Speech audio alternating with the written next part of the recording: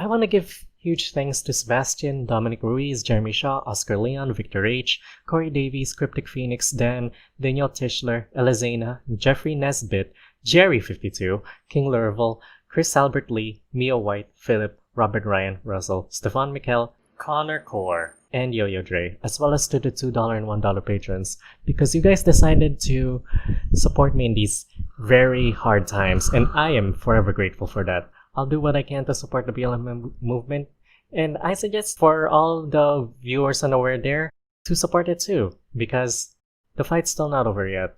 We need to last until the change that we need happens. Let's get back to the video. I'll do what I can from my end. I hope you guys do too.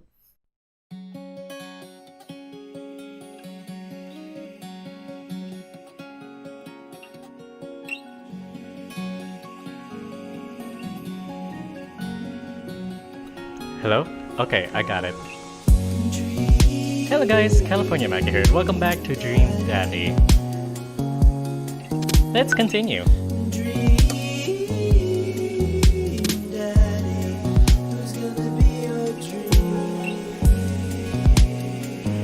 Because I definitely need this, and I need to calm down after a lot of stuff happened at the last week of June, of all things. On the 4th week, anyway, because there's a lot of stuff going on. Things are going down, and I needed to pull away because it felt like there was a lot. I couldn't handle it. There was a lot. Let's not go to the gym to meet Craig just yet. He'll be a different playthrough. So we're gonna go. I shoot a quick text to apologize for bailing, immediately fall back asleep. I feel bad for doing this, but we need to focus on one man at a time. It's different for my Sims 4 playthrough, but you know. 3:55 p.m. I have to be at the parent-teacher conference in 5 minutes. So let's just go to the parent-teacher conference and meet one of the other daddies. I'm barely awake and feeling pretty haggard, but hopefully nobody will notice. I check my watch and I'm relieved to see that I'm only 2 minutes late. Wait, was it room 103 or 108? I spot a youth standing in his locker and approach him for help. Hello, young citizen. It is nice to meet you. Because I clicked on something. Give me a minute. I clicked on the wrong thing. Excuse me, do you know where Mr. Vega's classroom is? The youth turns around. Oh my god. He is so emo. Give me a minute. I can't. I cannot. I cannot. I will not. And I shan't. No. I shall not. There's a plane above my head. That is dumb. And no, I don't want to edit a Camp Buddy video at the moment because I'm running my GPU up to the ringer. Come on, kid. I'm late for a meeting. Mr. Who? Mr. Vega. I don't know, have you tried the exit? Okay, wise guy, are you gonna help or not? Because if not, I will show you to the bathroom, and I will show you who's the daddy here. Alright, Henny. Alright, Henny. Alright.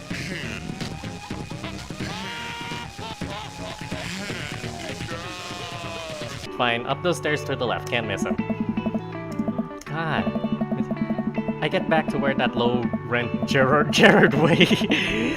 I forgot about that. Gerard Way is standing, fully ready to give him a piece of my mind when suddenly a head pops out of the classroom next to his locker. Oh. Lucian, don't you have a 3rd period to get to?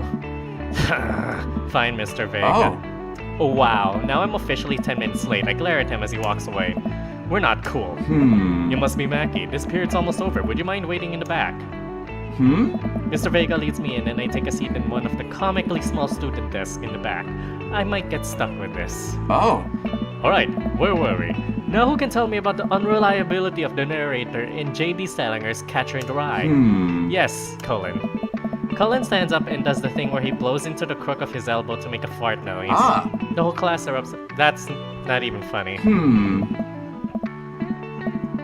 Please sit down. Now, Holden Caulfield is an unreliable narrator in the sense that the bell rings, all of the students just bail. I wanted to listen, alright? I'm a literature nut, but not enough to buy my own books. I'm sorry. But look, I listen to booktubers to an extent that I should not. That's saying something. Look, I'm a lore maniac, alright? I like things spoon-fed to me too, so that's a bit of a downside. Nobody's listening. Or not, I guess. I mean, I want people feeding me. I want people feeding me. I'm gonna calm down. Happy praying. Mr. Vega turns to me and sighs. Middle schoolers, right? Don't you teach high schoolers? Both. You know, budget cuts. Right. Thanks so much for coming in. No problem, Mr. Vega. Please, call me Hugo. Of course. Hugo. I don't normally do these impromptu parent-teacher meetings, but as I'm sure you know, Amanda's a very bright student, and I'm concerned about her recent behavior. What's going on? She's never been the most engaged student, but I know she cares. Recently, though, she's been falling behind. She's not completing assignments and has been doing rather poorly on tests. I normally chalk this up to senioritis, but this is strange. I thought Amanda always shared everything with me. It hadn't even crossed my mind that something might be wrong. I just wanted to ask. Is everything okay, though?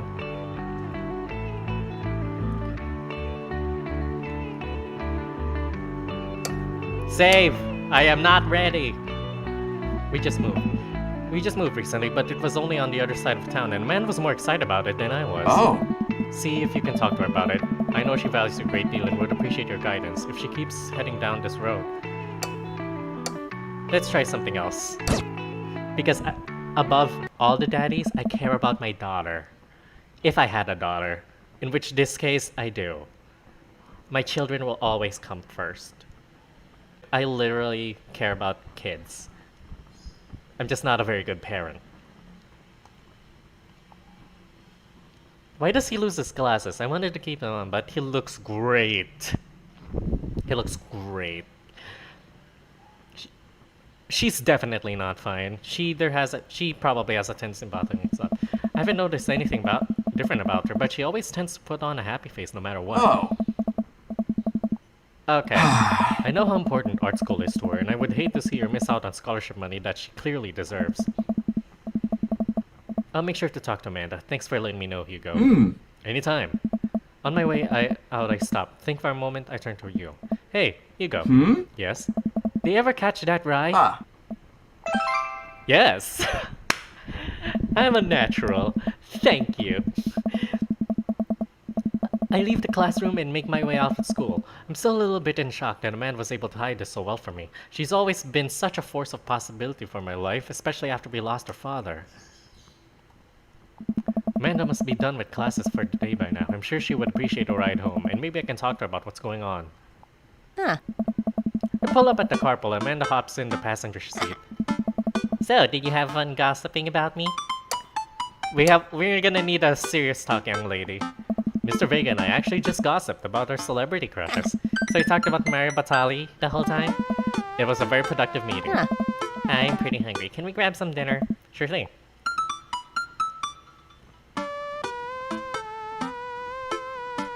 We can make something at home. Cool. I think with our powers combined, we could throw together a gourmet meal worthy of the food channel. I don't know about that, but I can promise you it will at least be edible. That's the spirit. We drive in silence for a short while. Amanda plays a game on her phone. I should say something. You know, sometimes when a kid gets older, they find that they have to keep things hidden from their parents. And that's okay, because sometimes that's what kids do. And that's okay, but also sometimes it's good to have the parents' perspective, because you know, maybe the parents also dealt with similar situations. Maybe they're a little cooler than you give them credit for. Anyway, what I'm trying to say is that it's good to share. Love you. Have you been reading my tweets? You have a Twitter? What? Never mind. I'm so gonna follow you. We're gonna play Chromatica tonight. Chromatica 2 to 911.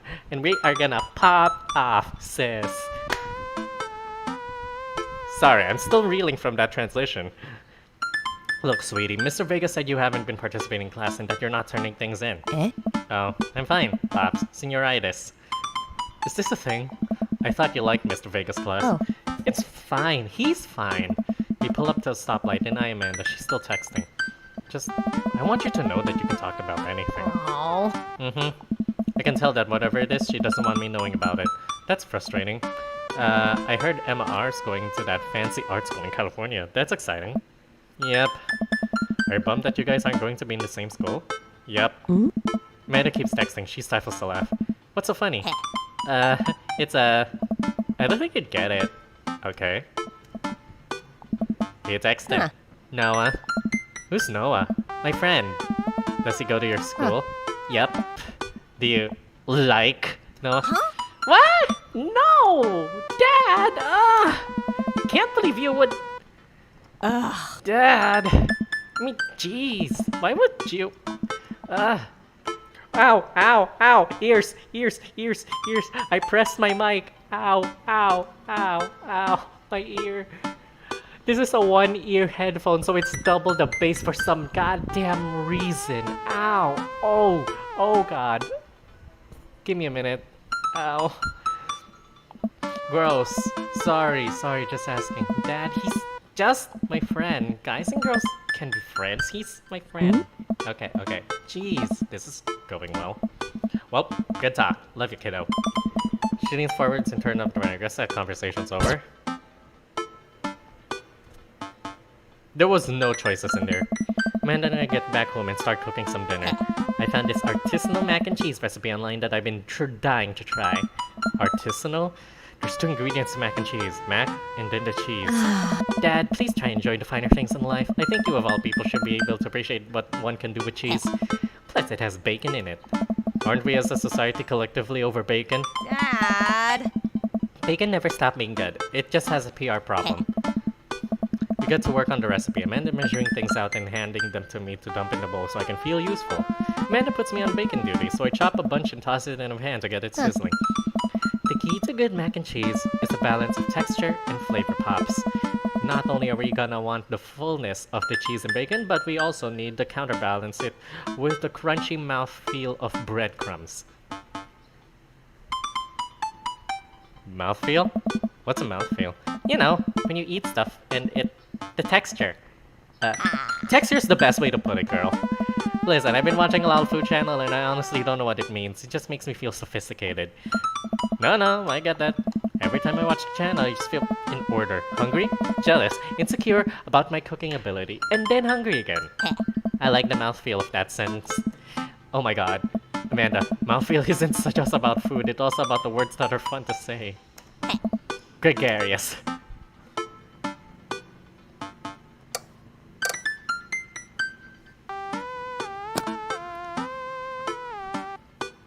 Boisterous.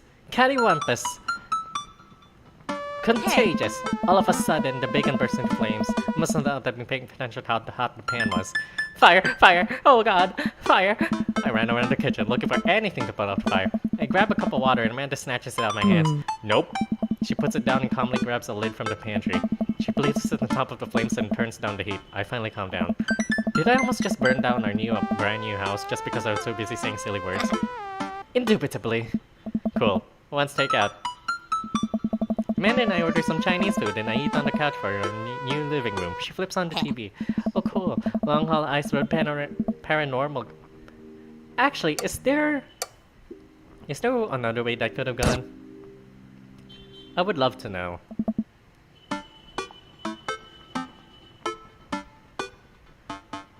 Lenticular.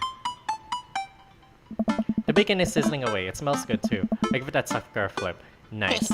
Good work, Dad. Bacon can easily overheat and cause a grease fire. I'm proud of you for remaining vigilant. We literally just moved in here and I'm dead set on not burning this place down. Eyes like a hawk. Amanda finishes up the mac and cheese and I toss the bacon bits in there. After stirring it all together, I take a taste. How's the mouth feel? Fantastical. Would have sold for good, but this works for me. She tries a spoonful and nods in agreement. I like this better. We settle in the couch with our bowls of mac and cheese. Oh cool, Long Haul Ice Road Paranormal Ghost Truckers is on your favorite, right? Oh hell yes, they have to make it over the Canadian tundra before the ice road melts, but also they're hunting ghosts. Also the trucks are haunted. I've already seen it, but it's one of the best episodes. Callum and Flint Dogbone, the twin brother truck driving and ghost hunting duo, find themselves in the greatest peril yet. Dwayne The Rock Johnson. The Rock is freezing. Flint, we're about to die. Almost got it. If you listen carefully, it sounds like it's saying you're going to die. That's because we are about to die. This is art. The episode ends, and Amanda excuses herself to go and start arguments on the internet. I stay up a little longer, curious about the exploits of Callum and Flint Dogbone after their disastrous road accident. Afterwards, I crawl into bed and get a good night's sleep. Trust no one. Alright.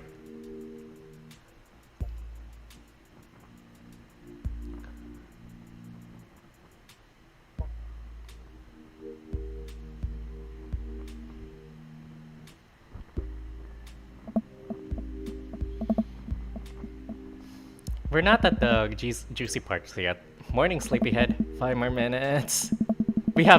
You have never, ever let me have 5 more minutes, so get up.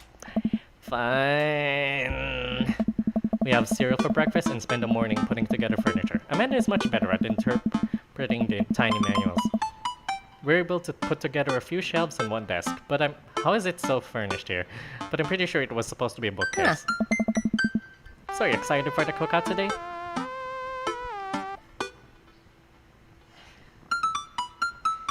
Excited to beef up my grilling skills. I'll see this as a learning opportunity. If I can sneak some hot grill tips, I think we can consider it a success. Don't you want to meet some of the people in the neighborhood? I'll probably end up standing there uncomfortably in the corner with a plate of food and hope that nobody talks to me. Dad, you're a beautiful work in progress. We'll get that butterfly to emerge from the cocoon. The social butterfly. Well, we better start getting ready. We definitely don't want to be late. What? No, we have to be fashionably late. Who shows up to a cookout on time? Oh my god, I remember the basic ball over at the Black Lady Sketch Show. The Black Lady Sketch Show, I've been binging. And I've been hoping for more, but you know, with the current situation, it's hard to pull off an episode. But you could pull it off with a simple Skype call. I feel like that could happen. Black Lady Sketch Show, come on. Get into the Skype. I mean, sure, it's gonna feel a bit amateurish, but given the situation, I don't think anyone can blame you if you decide to have an entire episode dedicated to maybe mothers checking in on each other, or maybe just sassing out, or maybe just having a tea party, if you get the gist of that. You know what? We're going early, just because you said that. I head out the door and Amanda reluctantly follows. We walk across the street to Joseph's house with a store-bought veggie plate. We didn't want to risk burning down the house again. I guess we're not as early as we thought we were. Joseph's backyard is already packed with people and the smell of hot dogs wafts through the air. Small children run through a sprinkler and adults chat in small clusters. I set our veggie plate down on the table next to the 2 other veggie plates. Huh. Why do we have veggie plates? I mean, we're having burgers. We had mac and cheese. We talked about beef. Hey, there's Joseph. I wave to get his attention. The moment he sees us, he jogs over, arms open wide. Oh. Welcome! I'm so glad you two are here. You look like the parish priest who's gonna... I'm sorry. I should stop making jokes like that. But really, it's part of... Look, it's part of the things I watch. And I'm just making references. I should really stop talking up. You brought the veggies. Let me introduce you to my family. Kids, come on over here. This is Chris, my eldest. Yeah. You're not Chris Redfield. Who the hell are you? Did you get infected with the virus Jill Valentine had? Oh. This is Christian and Christy. They're twins. Hey. They stare creepily and say nothing. God, The Shining. Oh. Then, of course, there's our youngest, Krish. Wait, where's Krish? Maybe Mary put him in his crib. Oh no, it's the woman from the bar the other night. What's she doing here? Oh, and how could I forget my lovely wife, Mary? Joseph pecks her on the cheek. She smiles. Oh, Mary, sweetheart, did you put Krish to bed? I'll have to go look for him. What? You'll have to? He takes a moment and regains his composure. Mary, this is our new neighbor, Maggie and his daughter, Amanda. I'd shake your hand, but I have a glass of wine that I need to tend to. I like her. Nice to meet you, Mary, for the first time. Charmed. Well, I have to go over there now. Mary leaves. Oh god, this is so awkward. I wonder if Joseph knows. I wonder if Mary knows that Joseph knows. I wonder if Joseph knows that Mary knows that I know. It takes all of my energy not to run away from the barbecue and start fresh in a new city. My wife has a wonderful sense of humor. But please, you two enjoy the barbecue. All the guys are really excited to meet you. I think I've already met them. I want to meet them more intimately, but you know. Let me introduce you to Damien. He beckons a tall man in gothic attire over to the conversation. Good eve, friends. Oh. Damien, this is our new neighbor, Mac. He's someone we would have met at the God store, I think. Ah, so lovely to meet you. He takes my hand and then bows. If you're ever interested, it would bring me great pleasure to host you for a spot of afternoon. I would actually enjoy a tea session with you, Damien. You and me? I don't know if we're gonna be good, but we're fine. We're just fine. Wow, yeah, that sounds rad. Splendid. Well, I must be off. Perhaps our paths shall cross again. Damn, what a classy dude. Wow, I think I've actually met everybody else. Great, I bet you're excited to get to know everyone better. Hope you both enjoy yourselves. Amanda and I mill around and try some of the food spread out on the table. I pick at the deviled eggs. Amanda grabs a small paper plate and immediately begins piling it with baked goods. I don't want to have to make friends. Come on, Dad. Who are you gonna party with when I go off to school? But I don't want to have to do pleasantries. Dad. They're gonna talk about the weather. Oh. Go, do it. Make a friend. But how could I possibly abandon my only child at a social function? That's bad parenting. This plate of cookies is my new dad. Bye. Amanda shoves meat into the center of the yard. Well, here goes nothing. I look around at the party and surprised to see some familiar faces. Is that the barista from the Coffee Spoon? Didn't I meet that guy at the bar? Didn't that guy throw a frisbee at my head? That mysterious goth guy. Isn't that Amanda's teacher? Hey, I know Craig. But wait a second, all these people live in our cul-de-sac? That can't be right. I'd better investigate. Matt, Hugo, Craig. Hello. I'm sorry, still trying to calm down from seeing them, but they just look so good.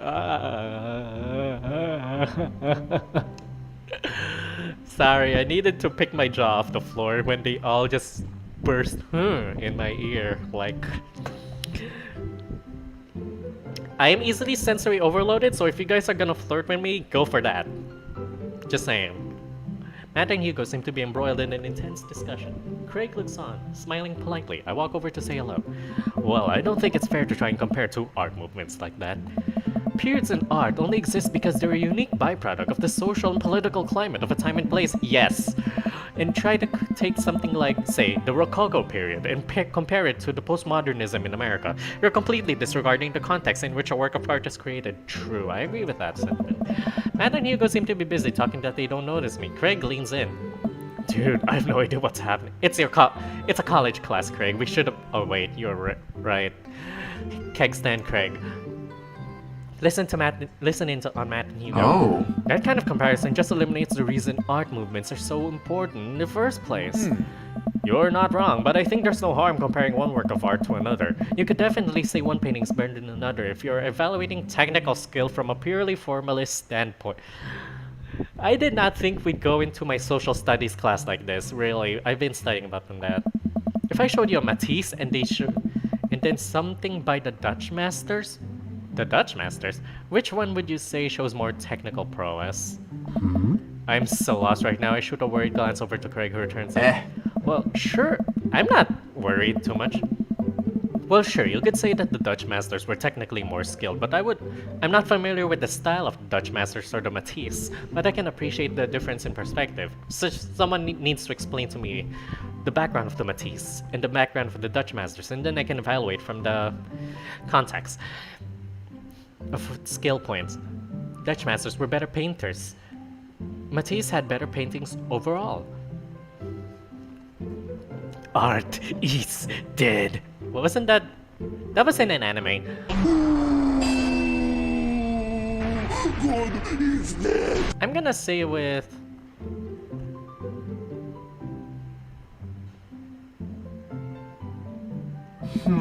How do you mean? Well, that painting of the guy with the apple in front of his face is pretty nice. Matisse rocks. Oh. That's Magritte. Alright, sorry. You're fine, dude. We were just discussing the importance of context when talking about artwork. Listen, all I asked was if you like Van Gogh or Picasso better. Hugo throws up his hands in frustration. But they represent two completely different art movements. How could I possibly choose between the thick, creamy impasto of post-impressionism and the abstractionist beauty of cubism? Technique-wise, you could evaluate. But if you're gonna judge two art styles based on definitions, you have another thing coming, actually. But I can definitely get Matt's point of view. Man, that's all way above my head. Me too. Hey. It's all good, man. The cool thing about art is that we all perceive it differently. A single piece could have a totally different effect on each person that looks at it, and that's awesome. Nice.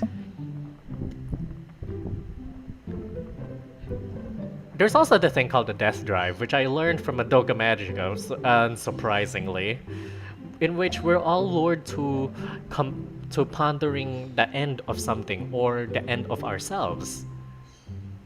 I watch too much things, alright? I read too much things, I watch too much things, but not enough things.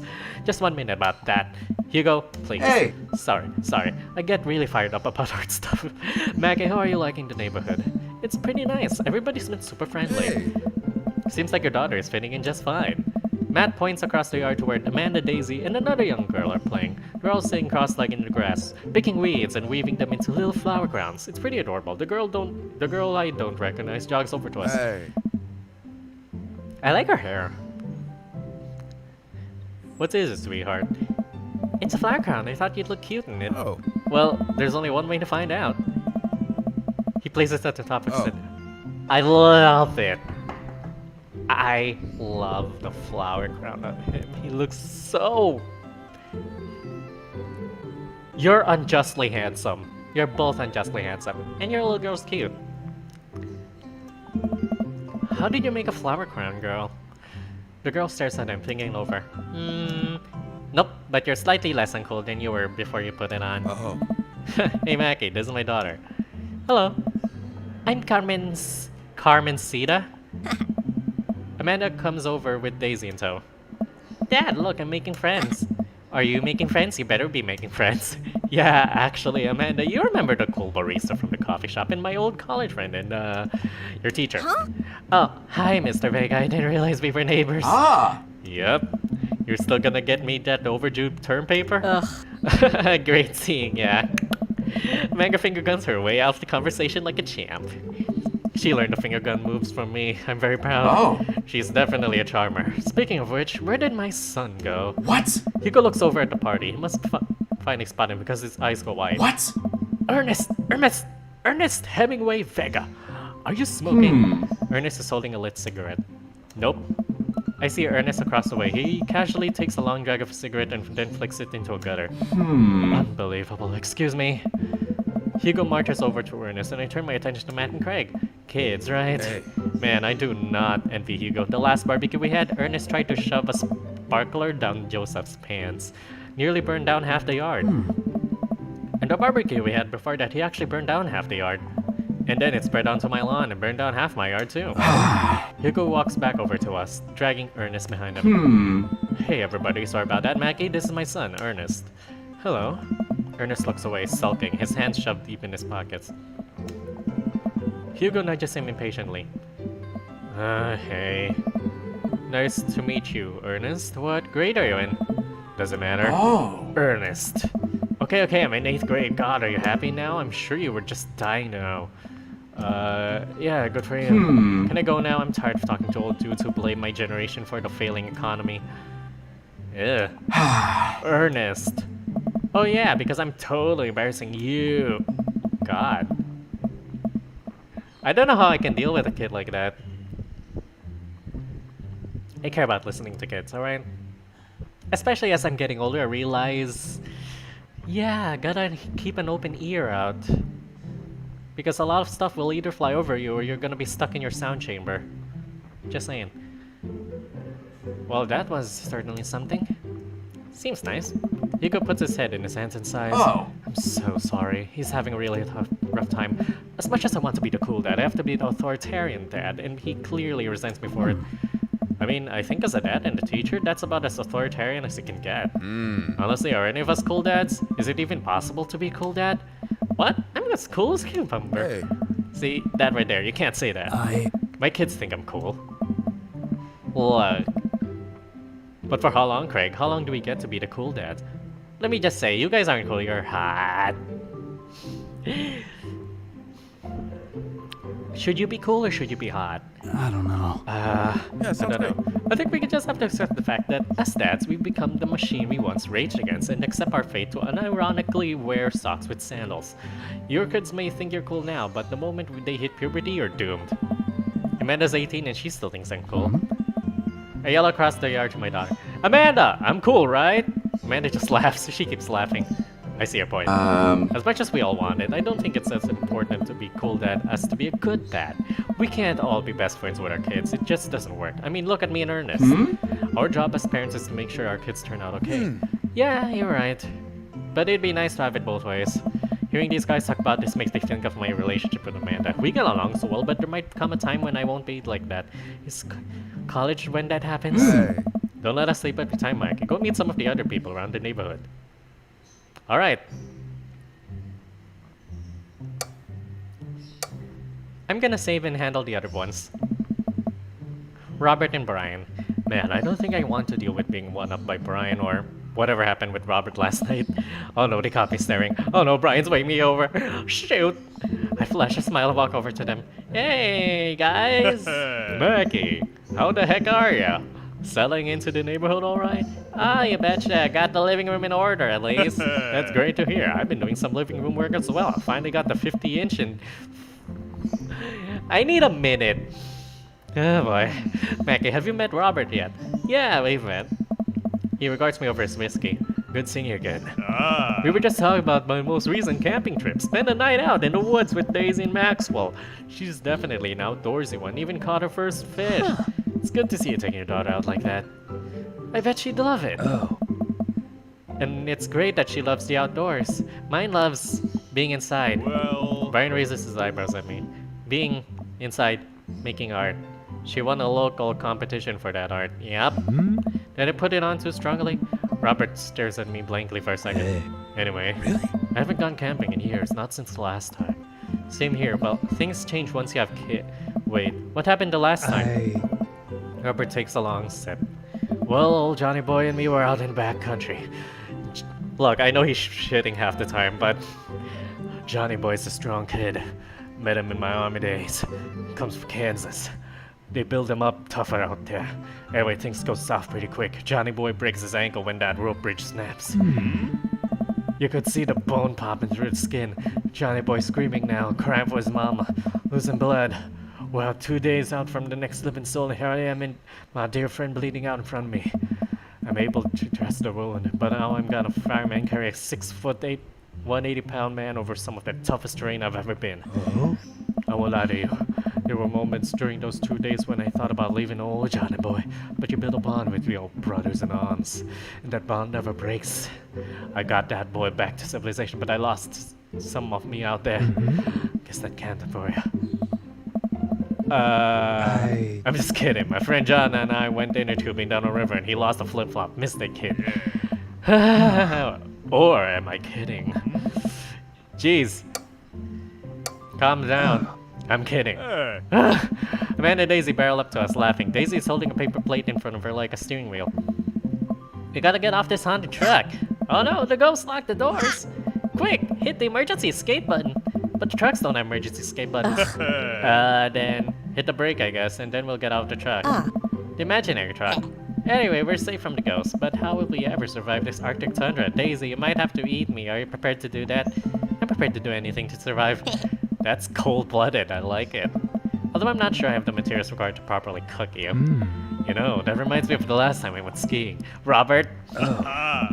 Wait a second, are you guys playing Long Haul Ice Road Paranormal Ghost Truckers? Yeah, Man, I love that show. It's the best, especially that episode where Callum hides Flint's keys and Flint retaliates by breaking an ancient cursed urn that sends the spirit after him. Yeah, it's such a quality reality. Reality? I don't watch a whole lot of television, but I do enjoy that show. That and war documentaries. Alright, Daisy, I found us a couple of bugs. They're gonna make great meal. Lots of protein. Gotta keep us from starving out here in the harsh, icy wasteland. But there's a whole table of food right over there. Daisy, it's a game. We're playing pretend. It's what kids do. Live a little. She gives a handful of gummy worms from the snack table. They eat them with mock disgust. Let's go find kindling for a fire. Okay. But not an actual fire. Because we're playing pretend? Now you're getting it. What a cute couple of kids. Man, I've never seen her get along with anyone so quickly. I guess Amanda just sort of has that way with kids. That's kind of amazing. Daisy doesn't really get along with kids her age. It's nice that she's not trying to one-up me. He's not trying to one-up me this time. Maybe we can have a regular friendship, after all. Really? She's just kind of keeps to herself. Her teachers say she spends every recess in the library. I think the other kids are intimidated by intelligence. There it is. I wouldn't worry about it too much. Amanda was shy at Daisy's age too. She used to have a habit of crawling under tables and crying every time we took her to a restaurant. She bit people too. Kids, right? Gotta love them. You're required to by law. I hear that. Well, since they're getting along so well, maybe we should try put together a little play date for them. They do seem to get along very well, but the thought of continually hearing about all of Brian's accomplishments is rough. Yeah, that'd be nice. Well, I don't want to take up too much of your time. Go meet some of the other fellas. I'm gonna save for now. Actually, it's been 30 minutes. I'll see you guys. I'll try to follow this up. Alright? Cool. Hey guys, I'm back. Sorry, I kinda had to go offline and I skipped a little bit, but you didn't miss anything too big, just dad jokes. Nice. Food's ready. Please form an orderly barbecue. We all grab our food and hang out, enjoying perfectly cooked cheeseburgers. Yeah. Man, it's so wild how all of us dads live in the same cul-de-sac. Hey. Kinda nice, isn't it? I feel like there's a real community here. Totally helps when you're just a single dad trying to... Why are we all single dads? Okay, maybe Joseph's now. Oh. We're happy to have you here, man. I think you're gonna like this neighborhood a lot. Oh. Plus, Amanda seems to be getting along with all of the kids. If she decides to get into the babysitting game, she'll really make a killing. Oh. Hey, why don't you all add this all on Dad Book? Guys, I remember there used to be this ad for indiscreet purposes. Yeah, it's a great social network for dads to keep in touch with each other. We're all on it, so if you ever need to reach out to anyone, that's the simplest way to do it. Sorry, I'm just an old-fashioned dad. Social media goes over my head sometimes. Don't worry, Pops. I'll help you figure it out. The barbecue goes smoothly. We all trade stories and drink beer as our kids play on the lawn. Amanda breaks up a fight between Carmencita and those weird twins. I think they wanted her soul. Look, that girl has plenty of soul and sass. Amanda and I walk back to our place as the sun sets over the neighborhood. Pretty fun party, don't you think?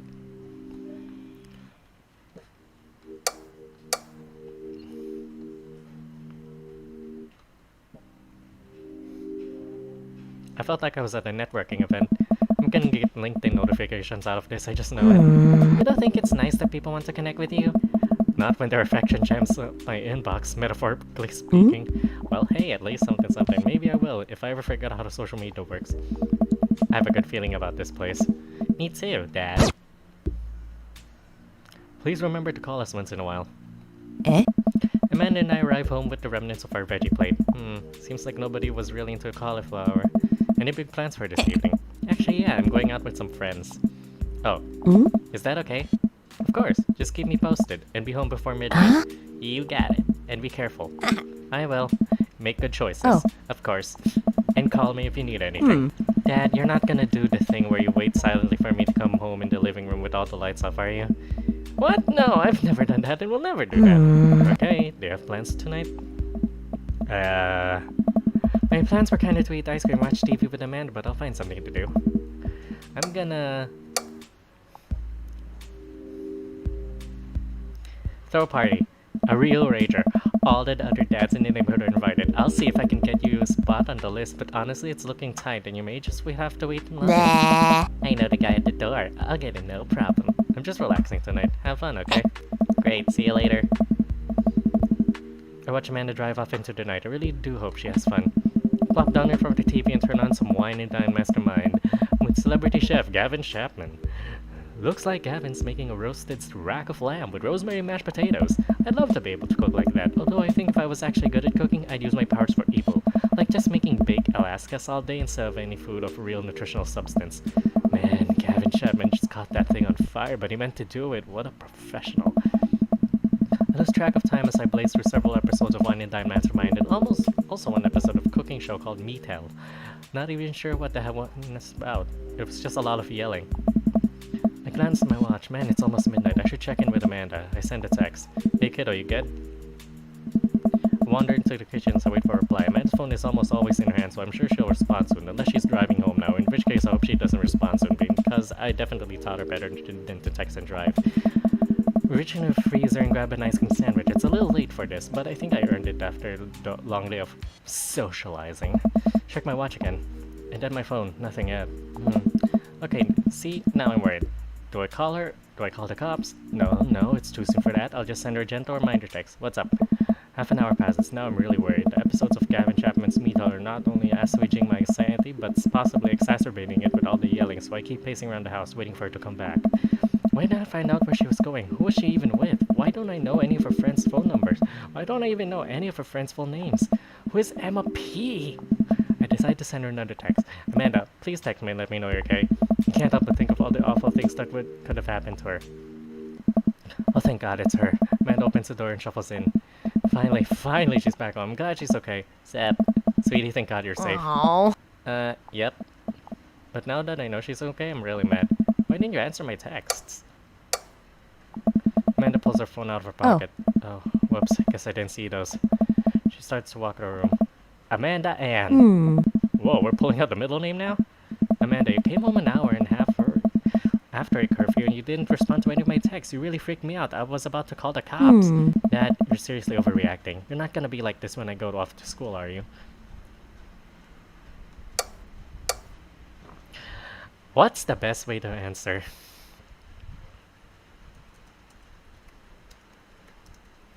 Let me think. What's the best way to answer? How would I feel? How would she feel?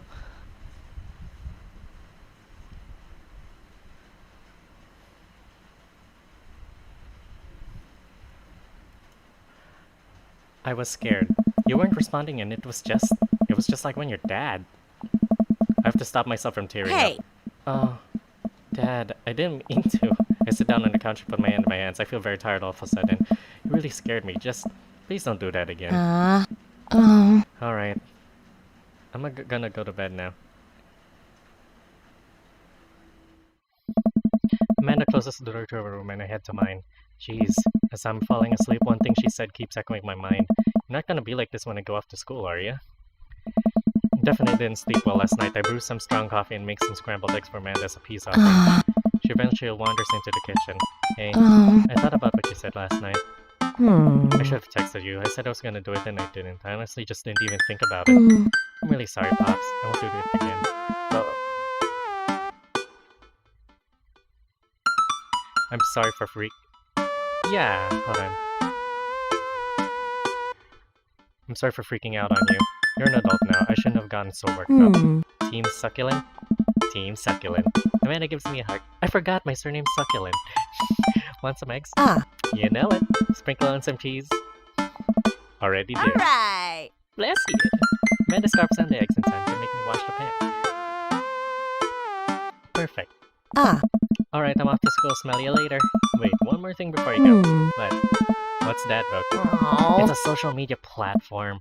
Wait, what? What's a social media platform? Dad, I have to go to school. Come on, Amanda. I'm an old man. I can't put together a diet book profile on my own. Alright, I'll help you sound interesting on the internet. Dad! She spends the next couple of minutes setting up my profile on Dadbook, which as it turns out is a place where dads can get together and talk about fatherhood. Alright, Pops. You gotta fill out your profile. Let's get some likes and dislikes. Wait, I'm not ready. Matt, how do I set up my profile?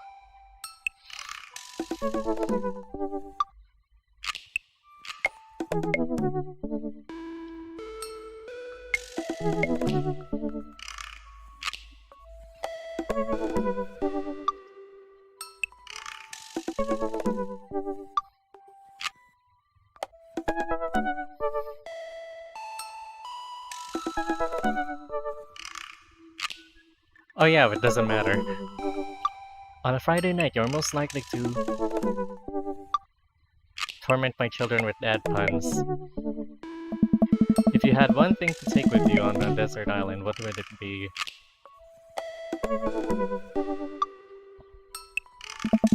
What are your turn-ons? Strong dad arms. What do you want to be when you grow up?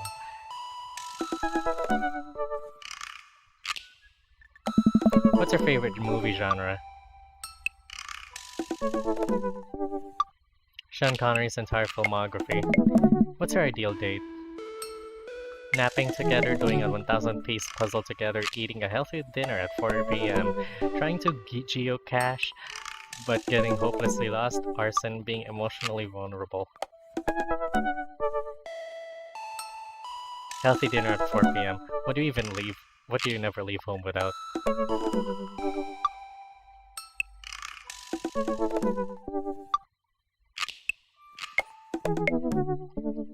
Word jumbles in a pen. I spend a lot of time thinking about.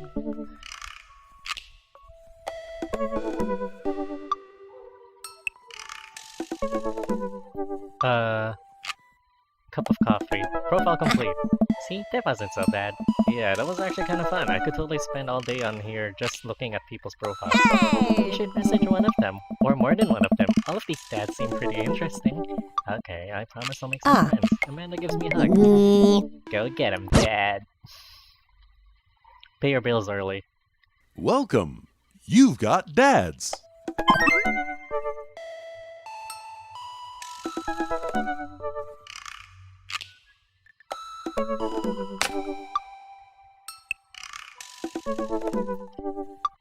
Let's message him.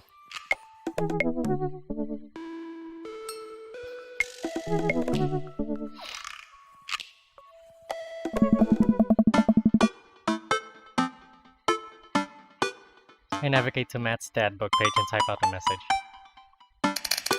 Hey man, great getting to see you at the barbecue. We should definitely hang soon. You free later? Hey dude, I'd be so down for that. I'm actually catching a show tonight at the Soundgarden. Wanna come out? What's a Soundgarden? It's a concert venue, but also a band that a lot of people listened to back when it was cool to have soul patches. While I'm thinking, another message pops up on the screen. POP is playing tonight. Cool little indie pop punk rock band out of Canada. Should be a fun one. I don't know you're allowed to string that many words together to describe a band. Whatever, let's get out of our comfort zone. I log off of Dad book and think for a second. Wait, when was the last time I went to a concert? I mentally backtrack decades through memories of denim jean jackets and moral panic over teenagers turning into the occult. Oh god, I had a mullet back then. Oh god, I thought it was cool. Oh god, other people thought it was cool. I finally remember the strange 80s prog rock I used to listen to and mentally envisioned all of the airbrush bands in the parking lot. And how did anyone survive the 80s? Okay, so I haven't been in a concert in a long time. What do you even do at concerts now? I pace around the house, thinking about my relationship with coolness. I mean, I always thought I was cool. At least relative to a bunch of other dads my age. Dad, what are you doing? I look over and see Amanda at the door, just getting home from school. Her eyes are a little puffy, almost as if she'd been crying. Hey, what's wrong, Panda? I'm fine. Oh, that sounds so heartbreaking. Hold on, let me take care of my daughter first. I just got sad because I realized that society collectively refuses to take pop music seriously despite the fact that some of the most interesting musical innovations are coming out of the genre.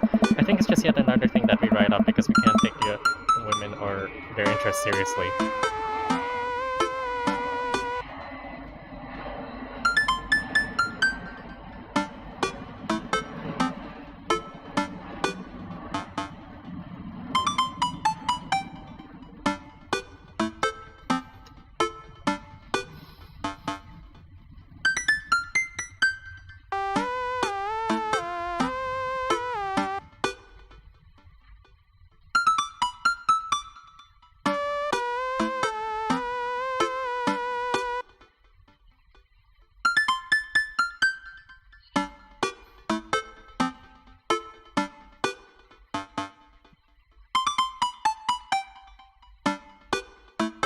Okay, hold on.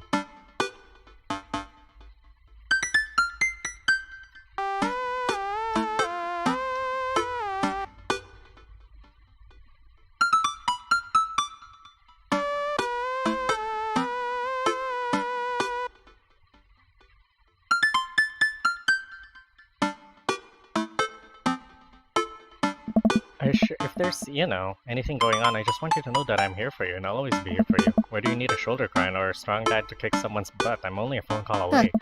Thanks, Popsicle, I appreciate that. But I'm fine, really.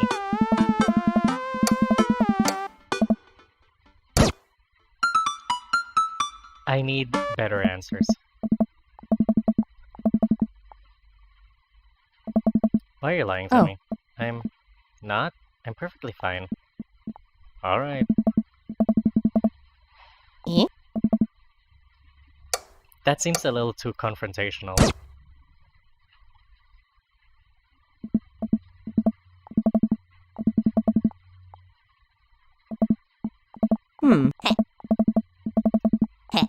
Anyway, what's up? Amanda, how do I be cool?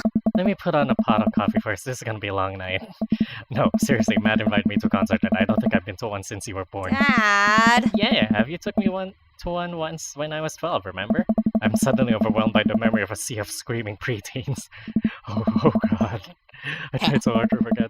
The one where I had to camp out with you in line so that you could get a good spot and then you cried and screamed the whole time. Dad, it was so much more than that, and I'm not even ashamed to say it. Oh, you're not ashamed? You seemed pretty ashamed when I found all those drawings you made of those dancing puppies. Amanda! Trapper Keeper. Yeah, well, you didn't even find the good stuff. Anyway, you should be all set for the concert if you remember that. Just bring a big glittery sign and cry a lot and you'll fit right in. Well, it's at a smaller place, and I think Matt mentioned that they're a punk band. Like DIY gutter punk? Trash? Straight edge? Come on, Dad, give me something to work with here. Are they post-punk, proto-punk, C-punk, Jeremy punk? What's Jeremy punk? I made that one up to see if I could get away with it. They're not positive hardcore, are they? He said that they're Canadian punk? Oh, yeah, you'll be fine. Does the idea of Canadian punk seem contradictory to you? I don't see friendship and politeness as core tenets of the punk scene. Well, punk is kind of a big genre that might not be as dangerous as you think it is. It became so much more than just counterculture rebellion. What I'm trying to say is just enjoy the music. That's it? I mean, yeah, it's not like you're gonna jump into the mosh pit or anything. Well, that's comforting. And if a strange dude in a Set Your Goals hoodie offers to buy you merch, don't accept it, and definitely don't go on 3 awful dates with him afterwards where he takes you to a nice restaurant and then forgets his wallet literally 3 times in a row. What? Never mind. Just have a blast. That was too specific, Amanda. Amanda Ann Succulent. Alright. I'll log off here for now. Thank you guys so much for joining me. I'll see you guys soon. Bye for now. No, just kidding.